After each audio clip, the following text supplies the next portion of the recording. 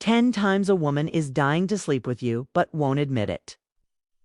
There's one behavior women do only when they've already decided. They'd sleep with you. It's not flirting. It's not touching. It's a complete shift in how she holds herself. Around you, you'll learn what it is, but only at the end. First, we break down the 9 signs that lead up to it. 1. She gives you unnecessary resistance only on sexual topics. She doesn't mind agreeing with your ideas, your opinions, your plans. But the moment sex is implied, she flips the script, dismissive, mocking, "You're not my type." This is a displacement reflex. Her arousal is high, so her ego builds walls, not because she's cold, but because she's losing control. Stay centered, don't chase that fake rejection. It's a pressure valve. Her denial confirms the desire. What most men don't understand is that when a woman resists in this very specific way, she's actually navigating her internal sense of safety mixed with desire. The contradiction isn't random. It's an emotional firewall built to test the gravity of her own attraction. The more intense the inner pull, the stronger the outer push. 2. She becomes hyper-specific with her boundaries. When a woman starts detailing exactly what she won't do, who she never hooks up with, the kind of guy she'd never sleep with, you're in deep. Because general disinterest doesn't need disclaimers. But when desire's high, she starts building fences. Not to keep you out, but to see if you'll push through psychologically. It's arousal wrapped in a test. Real men decode it. These hyper boundaries act as both a lure and a defense mechanism. It's her subconscious giving you a map while pretending she's lost the specificity. Reveals where she wants to be led, even if her words deny it. 3. She positions you as dangerous but stays close. She says you're trouble or jokes that you're too smooth. Understand this. She's not afraid. She's turned on and needs language to frame the risk. Her nervous system is activated. She's alert, adrenalized, but she's still here, still texting, still leaning in. That contradiction, pure biological heat. Own the danger. Don't deflect. You're not proving safety. You're holding polarity. What's happening here is deep biological truth. Her body craves the polarity of masculine risk and feminine surrender. She calls you dangerous because her nervous system is telling her she's already in danger of giving in, not harm. But hunger for she invents reasons to touch shared objects, not you directly, but things you've held: your phone, your drink, the chair you were sitting in.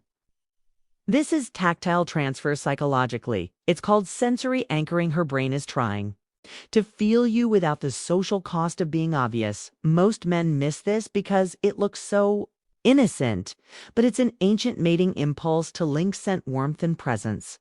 She wants your body in reach, and her subconscious is rehearsing that contact. Through scent, through surface, through energy, she's laying a pathway from thought to touch to action. 5. Her emotional tone shifts when privacy becomes possible. You're in public, she's playful. She's in control, but the second the door closes, her voice lowers, her movement slows, she gets quiet. That drop isn't shyness. It's her system transitioning from performative to primal. This is when her guard slips and her body leads.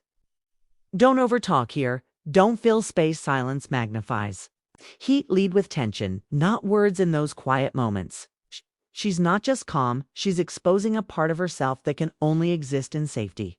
She's not just lowering her tone, she's tuning into yours. Her shift is permission. Her stillness is the gateway. 6. She jokes about what would happen if she were into you. If I were into you, I'd already be in your bed. If you were my type, I'd be in trouble. This is reverse desire projection. She builds a fantasy she can safely deny while testing your confidence to claim it. Your move. No explanation, just hold eye contact and say, "Good thing I am." Then change the subject. Her imagination will do the rest. This technique works. It's because it gives her the experience of closeness without the vulnerability of direct confession. It's intimacy wrapped in irony. Her words tease distance, but her eyes beg you to close it. 7. She lingers after the decision to leave. You both stood up, you both said goodbye, but she's still standing. They're still circling, still remembering one last thing. This is sexual hesitation. Her body doesn't want to leave the energy, but her ego's forcing distance. Your advantage. Let her linger. Don't push. The tension she builds, she'll have to resolve. What's happening here is a psychological tug. Her body wants to stay, her mind wants to remain in control. She pauses not because she forgot something, but because she's trying to delay. The departure from your energy let her feel that magnetism. Unspoken but impossible to ignore. 8. She asks sexually framed hypotheticals without ownership. What would you do if a girl just showed up at your place? Do you think two people can hook up and still be friends? These aren't random. These are... Probes her desires, creating exit routes through your answers. Answer calmly. Make it masculine depends how much tension's already built. You've now framed it in reality, and her brain fills in the rest. These hypotheticals are fantasy simulations. She's testing whether the idea of closeness with you feels safe, exciting, real. Her question is just a curtain. Her imagination is already behind it. 9. She mocks your self-control. Bet you say that to all the girls. You're probably trouble. If someone let you in, this isn't a real accusation. It's desire testing your restraint. She wants to feel your discipline under pressure because that's what makes surrender safe. Hold your line. That restraint amplifies arousal. Our mind submits. When yours won't, what she's doing here is projecting the loss of her control onto you in a playful way. It's her final test. She wants to know that if she gives in, you won't collapse with her. That your frame stays still even as hers begins. To shake 10, she stops checking her appearance around you. Lipstick, smudged hair, undone legs, curled up. She's not performing anymore. She's surrendered to comfort. That's not laziness. That's pre-consummation psychology. When a woman lets the mask drop, she's not giving up. She's giving in. Her body's already said yes. Her ego is just pretending it hasn't.